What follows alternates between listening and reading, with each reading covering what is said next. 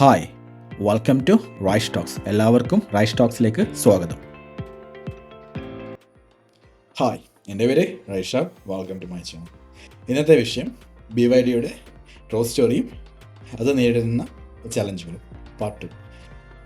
കഴിഞ്ഞ വീഡിയോയിൽ BYD എങ്ങനെയാണ് ആരംഭിച്ചതെന്നും അതെങ്ങനെയാണ് ഒരു കാർ കമ്പനിയായി മാറിയതെന്നും അതിൻ്റെ ഫണ്ടിങ്ങിനെ കുറിച്ചും അതിൻ്റെ ആരംഭ കാലഘട്ടത്തിലെ ഡെവലപ്മെൻറ്റ്സിനെ കുറിച്ചുമൊക്കെ സംസാരിച്ചിരുന്നു.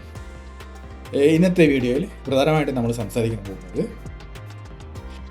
BYDയുടെ സ്ട്രാറ്റജീസിനെ കുറിച്ചിട്ടും അതിന് കാരണമായിട്ടുള്ള പോളിസികളെ കുറിച്ചിട്ടും അതുപോലെ തന്നെ BYD ഇപ്പോൾ നേരിടുന്ന പ്രധാന പ്രശ്നങ്ങളെ കുറിച്ചിട്ടുമാണ്. 2010 BYD ആദ്യത്തെ EV വാഹനം പുറത്തിറക്കുന്നത്. ഇതേ കാലഘട്ടത്തിൽ തന്നെയാണ് ചൈനീസ് ഗവൺമെൻറ് ഇലക്ട്രിക് വെഹിക്കിൾസിനുള്ള സബ്സിഡി പ്രഖ്യാപിക്കുന്നത്.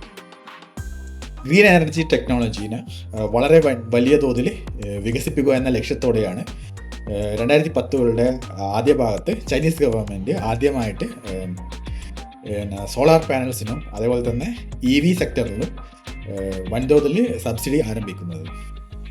ഈ ഒരു സബ്സിഡി BYD പോലെയുള്ള ഇലക്ട്രിക് വാഹന നിർമ്മാതാക്കളെ വലിയ തോതിൽ സഹായിച്ചിട്ടുണ്ട്. അതിൻ്റെ വൻതോതിലുള്ള ചൈനീസ് EV മാർക്കറ്റിൻ്റെ വിപുലീകരണത്തിന് കാരണം എന്നുവെച്ചാൽ എക്സ്പാൻഡ് ചെയ്യപ്പെടാനുള്ള പ്രധാനപ്പെട്ട കാരണം എന്ന് വെച്ചാൽ ചൈനീസ് ഗവൺമെൻറ് 2010കളുടെ ആദ്യ ഭാഗത്ത് പ്രഖ്യാപിച്ച ഈ സബ്സിഡികൾ മൂലമാണ്. 2009 മുതൽ 2022 വരെയുള്ള കാലഘട്ടത്തിൽ ചൈനീസ് ഗവൺമെൻറ് ഏകദേശം $231 ബില്യൺ സബ്സിഡി ആയിട്ട് EV സെക്ടറിന് നൽകിയിട്ടുണ്ട്. BYDയുടെ വളർച്ചയിൽ ഈ സബ്സിഡിക്ക് വളരെ വലിയ എന്ന് വെച്ചാൽ ചൈനീസ് ഗവൺമെൻറ്റിൻ്റെ EV സബ്സിഡി പോളിസിക്ക് വളരെ വലിയ പ്രാധാന്യമുണ്ട്. 2022 ശേഷം ചൈനീസ് ഗവൺമെൻറ് ഈ EV സബ്സിഡികൾ ഘട്ടം ഘട്ടമായിട്ട് നിർത്തലാക്കി. ഇത് BYD അടക്കമുള്ള ചൈനീസ് EV നിർമ്മാതാക്കളെ വളരെയധികം പ്രതികൂലമായിട്ട് ബാധിച്ചിട്ടുണ്ട്. 2019 വരെ ഒരു സാധാരണ EV നിർമ്മാതാക്കളായിരുന്ന BYDയുടെ കുതിപ്പിന് കാരണമായത് 2020 ജർമ്മൻ ഡിസൈനേഴ്സിൻ്റെ ഡിസൈനിൽ രൂപം കൊടുത്ത ഹാൻ എന്ന കാറ് പുറത്തിറങ്ങിയതിന് ശേഷമാണ്. അതിനുശേഷം ഇറങ്ങിയ എല്ലാ കാറുകളും എന്ന് വെച്ചാൽ ഹാനും അതിനുശേഷം ഇറങ്ങിയ കാറുകളൊക്കെ എന്ന് വെച്ചാൽ ഒരു വലിയൊരു ഡിസൈനിങ് മികവിലൂടെ എന്ന് വെച്ചാൽ ചൈനീസ് മാർക്കറ്റിനെ വളരെയധികം ആകർഷിച്ചു. മാത്രമല്ല ചൈനീസ് ബാറ്ററി നിർമ്മാതാക്കളും കൂടിയായ BYD അവരുടെ പുതിയ ബാറ്ററി ടെക്നോളജി ആയിട്ടുള്ള ബ്ലേഡ് ടെക്നോളജിയും കൂടി ഉൾപ്പെടുത്തിക്കൊണ്ട് അവരുടെ EV വെഹിക്കിൾസിനെ എന്ന് വെച്ചാൽ മറ്റുള്ള EV വെഹിക്കിൾസിൽ നിന്നും കുറച്ചുകൂടി മുന്നിൽ നയിച്ചു.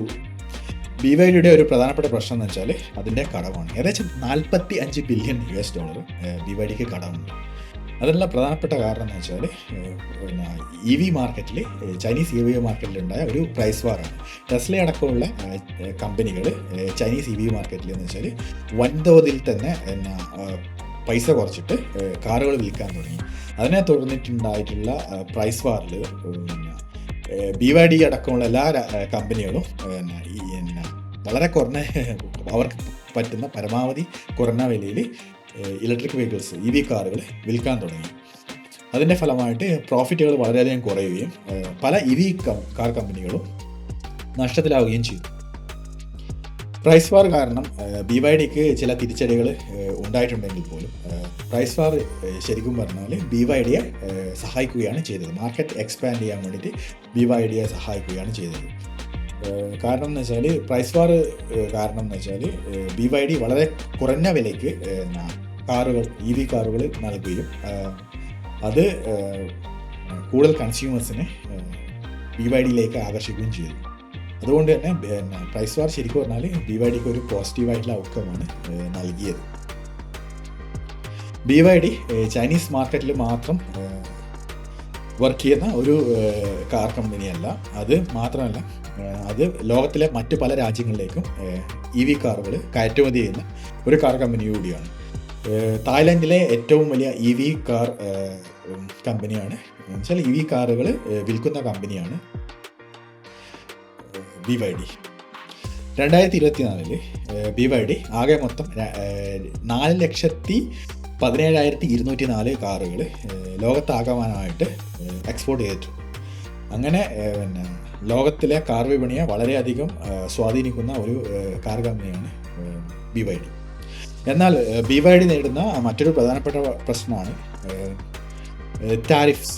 എന്നുവെച്ചാൽ ഇന്ത്യ അടക്കമുള്ള ഇന്ത്യയും അമേരിക്കയും യൂറോപ്പും ഒക്കെ ചൈനീസ് കാറുകൾക്ക് വലിയ തോതിലുള്ള ടാരിഫ് ഏർപ്പെടുത്തിയിട്ടുണ്ട്. അതെന്ന് വെച്ചാൽ BYDയെ ബാധിക്കുന്ന പ്രധാനപ്പെട്ട ഒരു പ്രശ്നമാണ്. മറ്റൊന്നും കൊണ്ടല്ല, BYD ഇപ്പോൾ എന്ന് വെച്ചാൽ പ്രധാനമായിട്ടും കോൺസെൻട്രേറ്റ് ചെയ്തിരിക്കുന്നത് വാഹനങ്ങൾ എക്സ്പോർട്ട് ചെയ്യാൻ വേണ്ടിയിട്ടാണ്. ചൈനയിൽ നിന്ന് എക്സ്പോർട്ട് ചെയ്യാൻ വേണ്ടിയിട്ടാണ് അവർ പ്രധാനമായിട്ടും ഇപ്പോൾ ശ്രമിക്കുന്നത്. അവർ അതിലാണ് കൂടുതൽ ഫോക്കസ് ചെയ്തിരിക്കുന്നത്. ഇപ്പോൾ അതിനുള്ള പ്രധാനപ്പെട്ട പ്രശ്നം എന്ന് വെച്ചാൽ വലിയ തോതിലുള്ള ടാരിഫുകൾ പല രാജ്യങ്ങളും BYD അടക്കമുള്ള ചൈനീസ് കാർ നിർമ്മാതാക്കൾക്കെതിരായിട്ട് കൊണ്ടുവന്നിട്ടുണ്ട്. അതാണ് പ്രശ്നം. ഇത്തരത്തിലുള്ള ടാരിഫുകൾ എന്ന് വെച്ചാൽ ചൈനീസ് EV കമ്പനികൾക്കെതിരെയുള്ള ഇത്തരത്തിലുള്ള ടാരിഫുകൾ BYDയെ വളരെയധികം ദോഷകരമായിട്ട് ബാധിക്കുന്നുണ്ട്. അവരുടെ ഗ്ലോബൽ അംബീഷന് അതൊരു വലിയൊരു കടമ്പയാണ്. എന്നാൽ ടാരിഫ് രഹിത രാജ്യങ്ങളായിട്ടുള്ള ഓസ്ട്രേലിയ അടക്കമുള്ള ടാരിഫ് രഹിത രാജ്യങ്ങളിൽ BYD വളരെ വലിയൊരു സക്സസ് സ്റ്റോറിയും കൂടിയാണ്. ഇപ്പോൾ എന്ന് വെച്ചാൽ ഓസ്ട്രേലിയയിൽ ഏറ്റവും കൂടുതൽ EV കാറുകൾ വിൽക്കുന്നത് എന്ന് വെച്ചാൽ ടെസ്ലയേക്കാൾ കൂടുതൽ EV കാറുകൾ 2025 ജൂലൈയിൽ വിറ്റ കമ്പനിയാണ് BYD. ഉയർന്ന ടാരിഫുകളും അതുപോലെ തന്നെ വളരെ ഉയർന്ന കടവും BYDയെ സംബന്ധിച്ച് വലിയൊരു പ്രശ്നമാണെങ്കിൽ കൂടിയും BYDയുടെ പേരിൽ ആയിരക്കണക്കിന് പാറ്റൻസുകളുണ്ട്. അതേപോലെ തന്നെ BYDയുടെ റിസർച്ച് ആൻഡ് ഡെവലപ്മെൻറ്റിൽ 100,000-ലധികം പേര് വർക്ക് ചെയ്യുന്നുണ്ട്.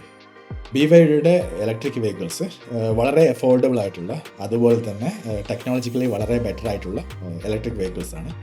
അതുകൊണ്ട് തന്നെ BYDയുടെ ഭാവി വളരെ ശോഭനീയമാണ്. ഇന്ന് ഇതിനെക്കുറിച്ചിട്ട് കൂടുതലായിട്ടൊന്നും പറയാനില്ല. അതുകൊണ്ട് തന്നെ ഗുഡ് ബൈ, ടേക്ക് കെയർ.